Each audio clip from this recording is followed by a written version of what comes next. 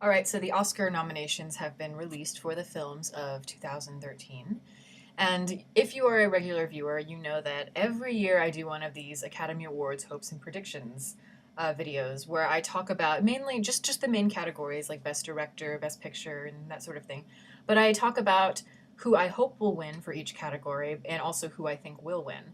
And, if this is the first video you've ever watched of mine, for doing these hopes and predictions lists, you know that I kind of have a love hate relationship with the Oscars. On one hand, I think it's completely ridiculous and it doesn't mean anything because really, how can you judge art? It's all subjective. What really is the best picture of the year? What is the best performance? To me, I don't think you can decide something like that. Um, and also, I just think most of the time it's just a popularity contest, and half the time it's all just a political contest. It becomes about politics, and I really, really hate that. But at the same time, you do get to a lot of movies that may have not gotten the recognition beforehand really get noticed, good ones, by the Academy, and it causes more people to see it. So that's a good thing. But also, I just like to watch the Oscars. I mean, it is an event, even though I don't really believe in it morally.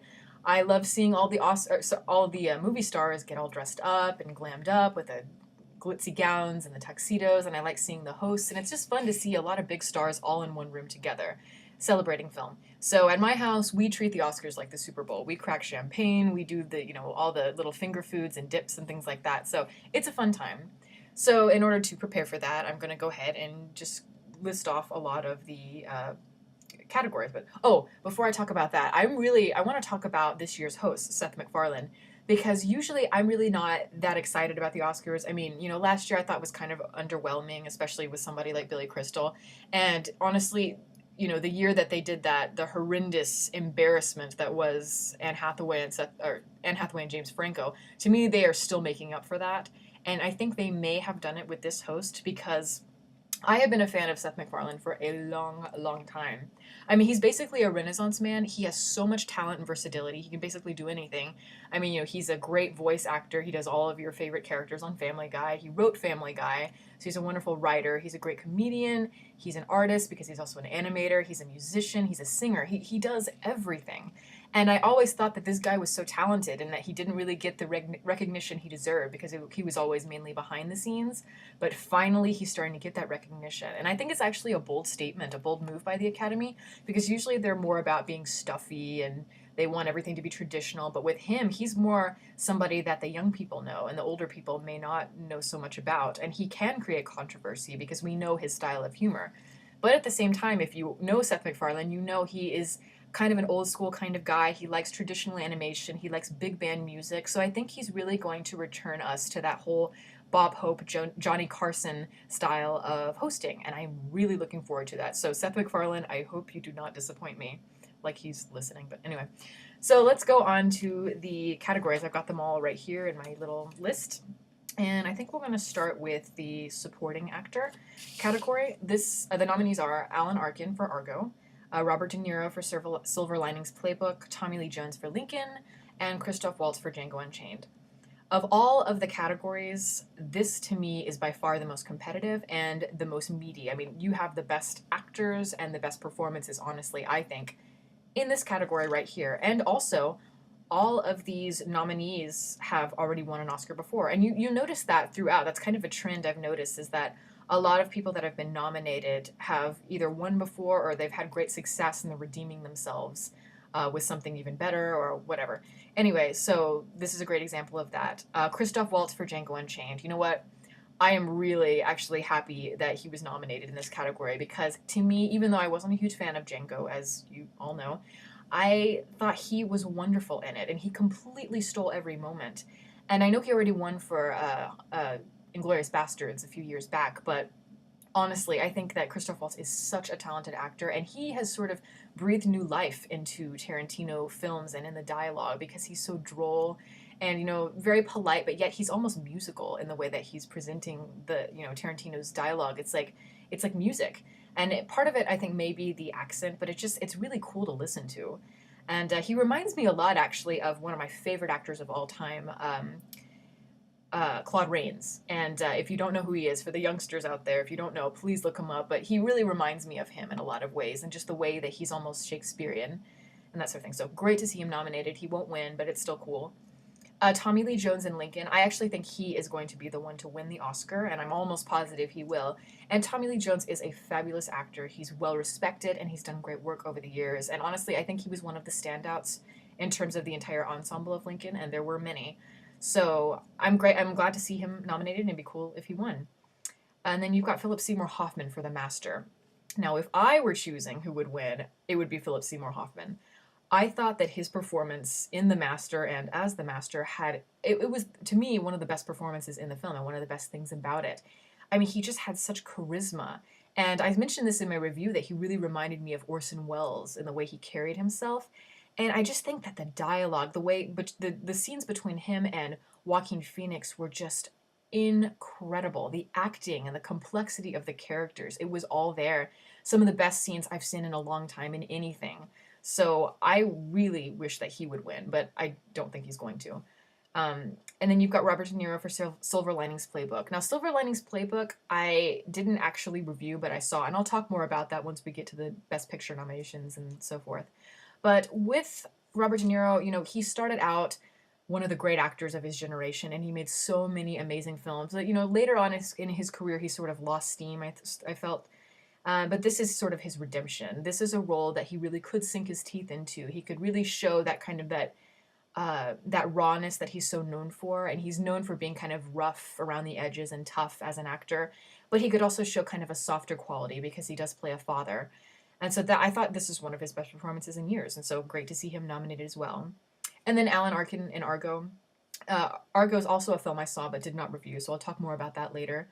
But I will say, I thought a lot of what really worked about Argo for me were the performances. I mean, beside the protagonist, because I don't really like Ben Affleck, and I think he's not very interesting as a character or an actor in the film. But Alan Arkin was a standout for me. He really made Argo work because he just kind of has that spunk and that kind of smarmy quality to him.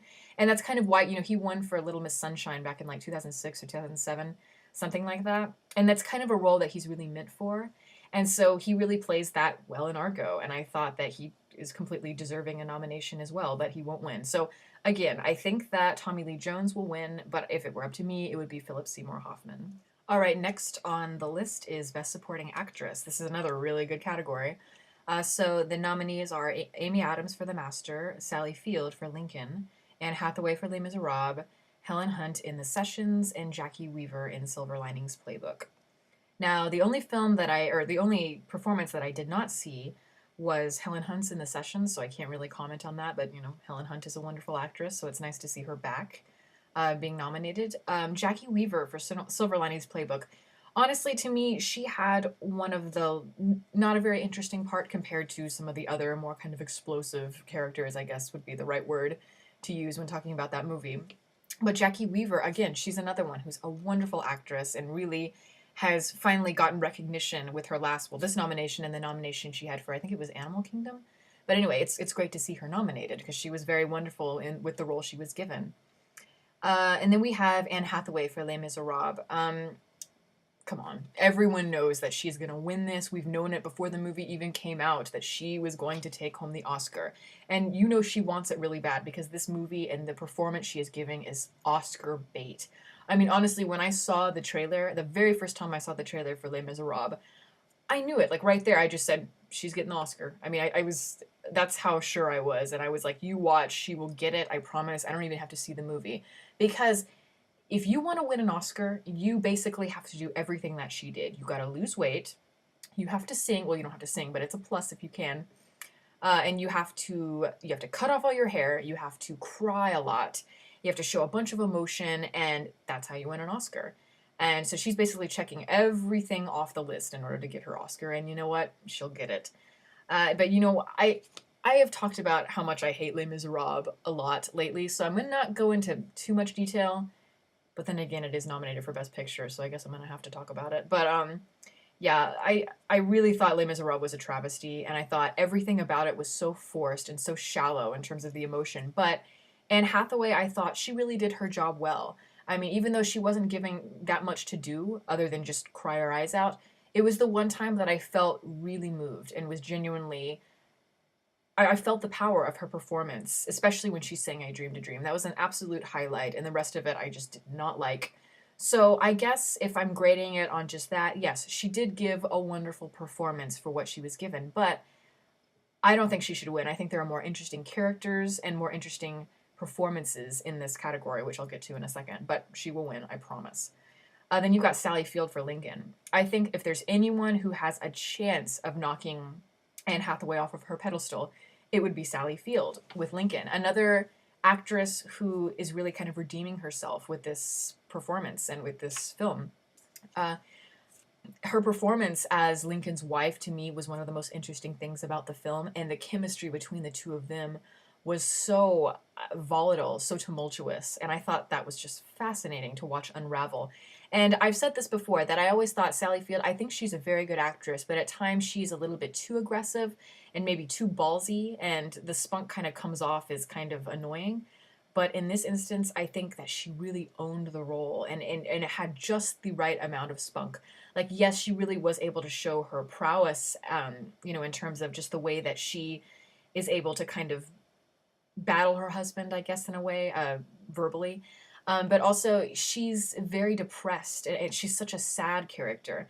And I thought that she really brought all those facets to life in a way that I haven't seen from her in a long time. So she did a wonderful job. And then you've got Amy Adams for The Master. Now, if it were up to me, Amy Adams would definitely win for The Master. Now, the reason is because when it comes to Amy Adams, I have always been a fan of her. I think she's a fabulous actress. But what's interesting is a lot of people think of her as more of the kind of bubbly, sweet, fair skinned girl. You know, she's got just a very kind of nice smile. She's very bubbly, it seems. But every time I would look at her, I always thought to myself, you know what? I think there is just a very kind of a ferocity kind of seething beneath that facade that is just really interesting. And I want to see that explored in a role.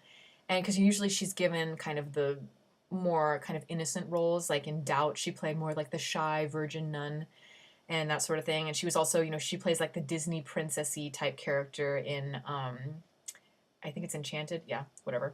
But with this role, she was really able to explore all that stuff that I could see beneath her. And she even said once in an interview that at times she kind of has an anger issue where she really does lose her temper a lot. And I was not surprised by that at all. There's just something that is very kind of steely and cold, kind of beneath that smile and in her eyes, because they're kind of blue but kind of icy, that I think made her perfect for the Master. And that role was fascinating to me because she really is kind of the backbone behind the character that Philip Seymour Hoffman is playing. She's very, like, she seems very nice and motherly, maternal, I should say, but then she is also conniving in so many ways, and she's really the one just fighting for, everything that her husband stands for. And I found her role very complex as well, even though she isn't given nearly as much screen time as the rest of them. But I think she should win. And I know eventually she will. She's been nominated many times, but I think this is one of her best performances.